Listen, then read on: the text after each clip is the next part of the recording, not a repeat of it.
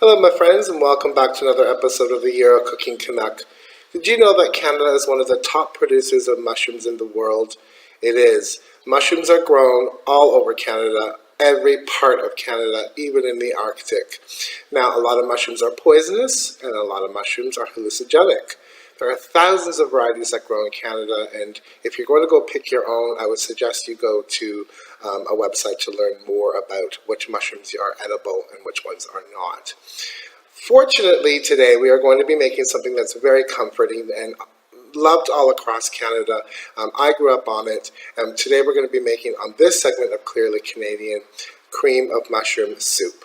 Now, this is the third soup we're doing in this segment, and the reason being is I want to try and get all the soups out of Clearly Canadian segment before the winter ends. Because I know a lot of you are in parts of the world that it's cold right now. So if it's cold where you are, perfect, this will warm the cockles of your heart. Now there's many variations on cream of mushroom soup. This is the one that I happen to know and the one that I happen to love. So guys, let's go in my kitchen and make amazing cream of mushroom soup.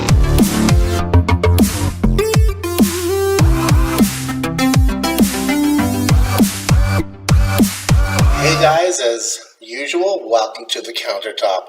I have all the stuff we're going to need to make the cream of mushroom soup. Obviously, the star of the show is mushrooms.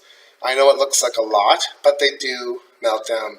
I actually have more of the brown than the white, but they're underneath. I have almost a kilo of cremini or baby portobello mushrooms here. And I have about a little over half of button mushrooms or white regular mushrooms, and I'll show you what I do with those. I also have a large onion diced. Onions and mushroom go really well together. I also have here some garlic. To your taste, I'd say this is about 3 or 4 cloves because I love garlic. As far as spices go, some thyme, and you're going to need a pinch of nutmeg. If you have fresh, that's even better. I don't. Salt and pepper to taste, but I'm going to wait until the end because you're also going to need some chicken stock. And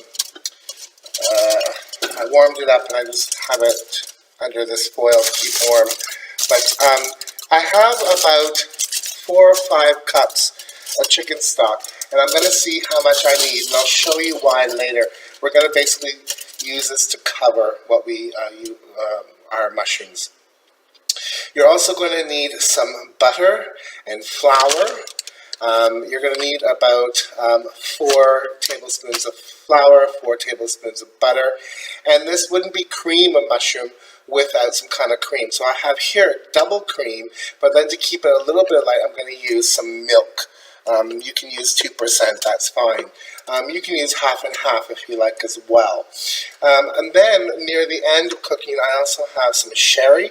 I'm not going to use all of this, but I'm going to add it in and see how much I need and taste it. And then, of course, a little bit of oil. This is a mixture of sunflower oil with extra virgin olive oil. Extra virgin olive oil doesn't have a high smoking point, so that's why I like getting this to do something like this. And also I'm going to add a little bit of butter in there as well, just to saute up everything. So guys, the first thing I'm going to do is I'm going to go ahead and clean my mushrooms. Now, I've said this before in another video. People always say, don't wash your mushrooms, they smell. But you know what, mushrooms grow in poo. Let's face it, I don't want to eat poo, but you can get a damp kitchen towel and clean your mushrooms as such, okay? And now oftentimes the ends are woody, so you can get rid of those, but keep the stems because there's a lot of flavor in the stems. However, I like to just give them just a quick rinse. They're not going for a bath. They're just going to be rinsed really quickly, and then I'm going to brush them off, and I'll show you that later. Guys, so this is everything we need. Of course, I have my large pot here ready to go, and I'll be right back and show you what I do next. First step is to get these guys cleaned and chopped. Hey everyone, so I've washed or rinsed my mushrooms really quickly, and I've wiped them with a kitchen towel, and I've gotten them ready to go. Now, mushrooms, I know they're found in the vegetable aisle, but they're actually a fungi or a fungus, and they're grown by a spore. So I do like to give them a little bit of a rinse. I'm glad I did, because I'm going to show you what was in that water. It was a quick rinse, but you can see there's a lot of gunk in there. So, like I said, I've rinsed them quickly, I've dried them with a paper towel, and now what I'm going to do is start chopping them. So, as I said, some of them do have a very woodsy end. So you want to remove that, discard it.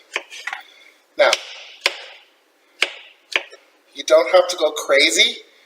They don't have to be really, really tiny.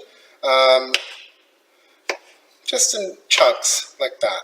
Because as I said, they're going to shrink down. So I'm going to continue this. I'm going to now turn on my stove with the olive oil and butter, and I'm going to start sauteing the onions and garlic, and I'll meet you back here. Hey everyone, welcome back. I have my onions and garlic sauteing in the butter and oil, and it smells really good. So I have all my mushrooms done. I'm just going to come back and show you the last one. You can see there's a woody kind of end, which I'm going to remove and discard that. Now, the stem, as I said, is flavorful, so I'm going to keep that. And then just give it, it doesn't have to be perfect because they're going to shrink. Chop like so. Okay? And that gets added to my heaping bowl of mushrooms. Now, I said, guys, it looks like a lot, but mushrooms are mostly liquid. They're mostly water. So they are going to shrink and, reduce in size. Mushrooms are also like sponges, guys. So it's probably going to absorb all of this butter and oil the minute it hits the pan. But then the liquid's going to exude. So the first thing I'm going to do now, that the onions and the garlic are opaque. I don't want color on them that much. I just want them to be aromatic. And I'm going to start adding my mushrooms. So take it off so you can see what I'm doing.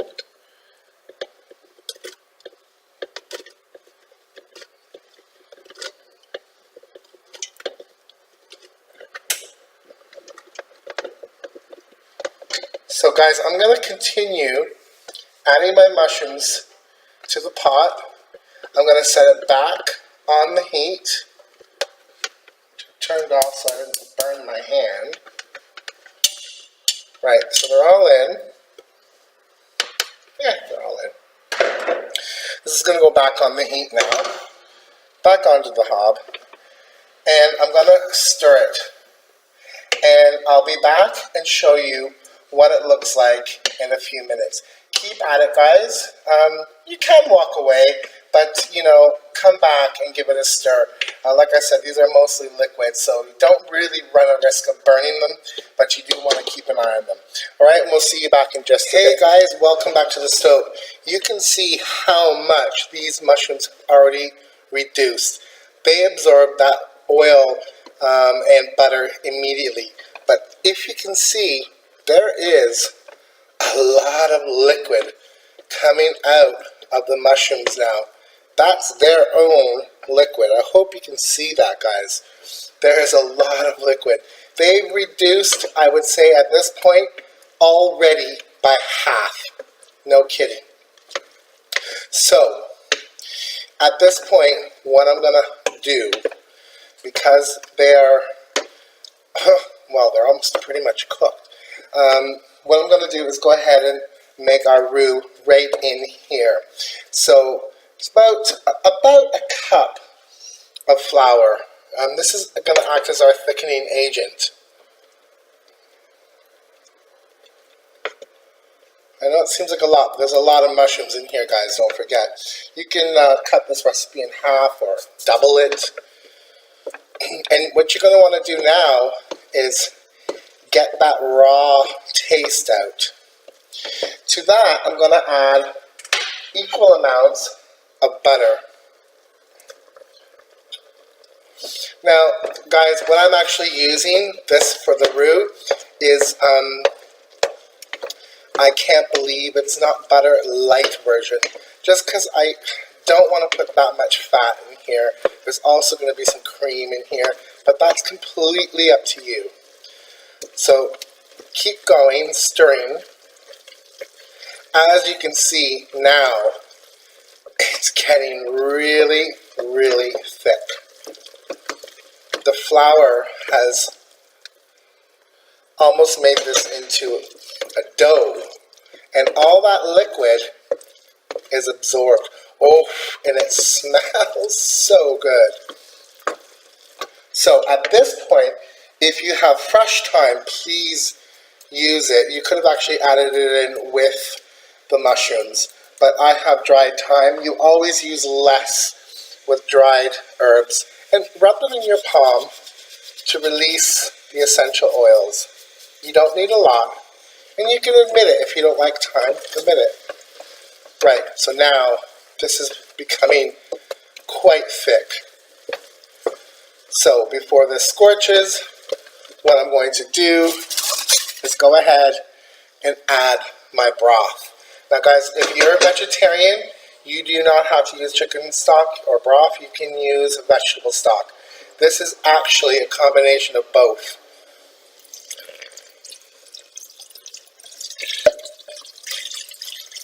And that's perfect. You just want them right up to the level of the mushrooms. Now, you're going to let this simmer until it gets quite thick, and then I'll show you what I do next. Be right back, guys. Alright, guys, this mushroom soup is not yet cream, but it's becoming very thick, as you can see, almost like a thin porridge. So at this point in time, what I'm going to do is turn off my heat to let this slightly cool, because what we're going to do next is blitz this. And I'll show you that. Now, what I did off camera, pardon my arm reach, is I reserved some of the mushrooms. You don't have to do this, but I like to have a little bit of texture in my cream and mushroom soup, just, you know, to show what's actually in the soup. There's no denying the flavor, that's for sure, but that's my preference. Now, as you can see, it's quite thick. So what I'm going to do is I'm just going to let this slightly cool, just slightly, and then I'll be back and show you what I do next. Hey guys, welcome back to the kitchen. So as you can see, I let this cool just a little bit, and it's thickened really, really nicely. And the reason I let it cool down a bit is because if it does splash, I don't want to be scalded. If you're going to do this in a blender, please do it in batches. Hot liquids in blender is very dangerous, as it can explode up. You should cover it with a kitchen towel or something. So, I have my trusty guy here. So I'm going to go ahead and start blitzing all the way down.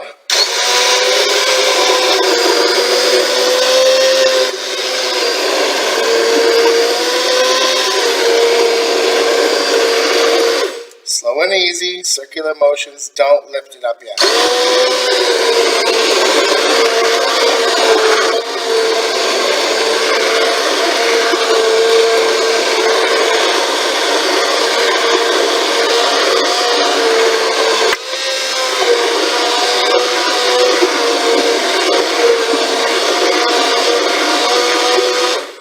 So guys, I'm going to continue blitzing this soup, and I'll be back when that's all done.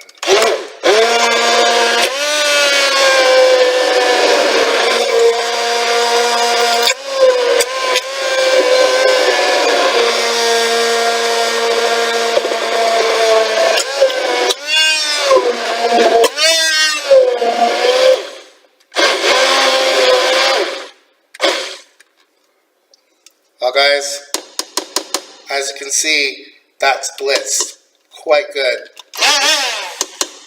So says my buddy. What you're going to want to look for is a silky, smooth, thick consistency.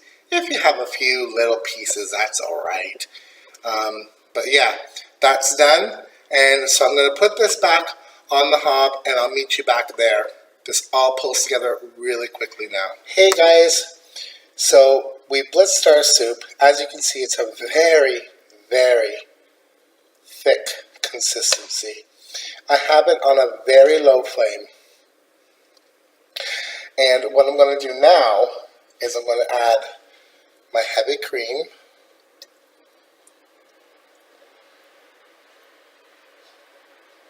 Come on.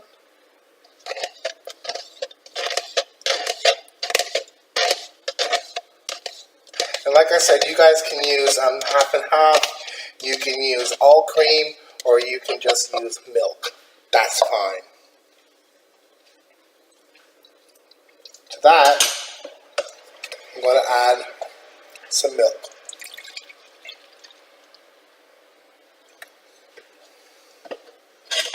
So, give this a stir in. It's like a marble. It's awesome. And then the milk. And I'm going to go a little bit at a time. Let me switch to a bigger spoon. Make more sense?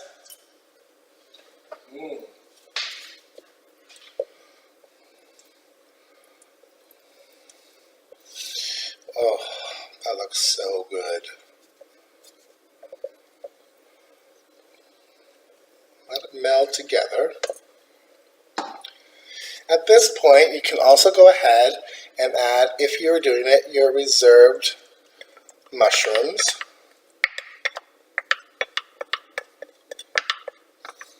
Like I said, that's optional, but I like to have a little bit of a texture in there. Oh, that's great. Great looking. So last bit of milk. And you can add as much milk or as little milk as you like for the texture that you like.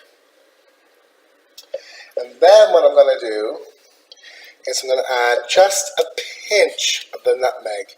You don't need a lot, guys. A little goes a long way. Nutmeg goes great in any cream dish or with bechamel or Alfredo. It just adds that something. It smells great. The cream soup, the mushroom cream soup that I grew up on, was more of a cream color, but you can go for a darker color if you like. You can add Worcester sauce, or you can use all cremini or dark mushrooms, but this is how I like mine. Perfect. Then, last but certainly not least, I'm going to add our sherry. I'm going to go with just about a tablespoon right now. As I said to you guys before, I'm not using that whole lot. And then stir that in. As I said, I have this on a low simmer, and you're gonna smell the sherry obviously right away. It's gonna just smell like, well, sherry. It's gonna smell like booze. But let that cook off a bit. Now, through the process, I have been tasting this, guys, and I don't think I'm going to actually add any salt. You could add a bit of salt when you add the mushrooms in initially. That helps draw out the moisture, and that's what I did. I added just a scant pinch. But as I said, the stock had salt, and I just don't think it really needs it. I will, however, add some ground black pepper, just a bit. There we go. And you can use white pepper if you prefer, which I do have, but I decided I like the black pepper in the mushroom soup, cream mushroom soup. So guys, that looks amazing. Really, truly awesome. Let me rinse my spoon. Give it a wipe. And I want to give this a taste, just to check for seasoning. To me, it's perfect looking. Oh, that is incredible. Incredible. I don't want to double dip, but here, I'll do this.